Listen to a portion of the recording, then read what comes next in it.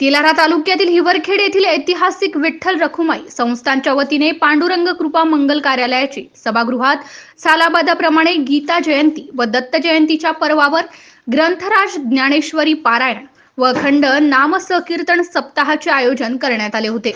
20 ते 27 डिसेंबर दरम्यान आयोजित केलेल्या या सप्ताहामध्ये श्री हरिभक्त पारायण जगन्नाथ महाराज कोरडे यांचे व्यासपीठ नेतृत्व लाभले होते।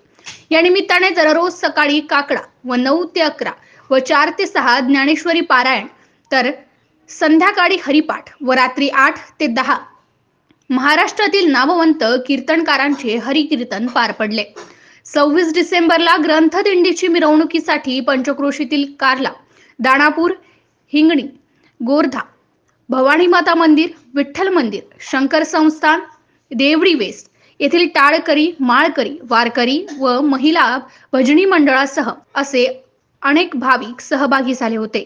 या नगर प्रदक्षिणा दिंडीनंतर 27 डिसेंबर रोजी काल्याच्या कीर्तनाने या सप्ताहाची सांगता करण्यात आली। या निमित्ताने पंचक्रोशीतील भाविकांसाठी प्रसादाचे आयोजन करण्यात आले होते।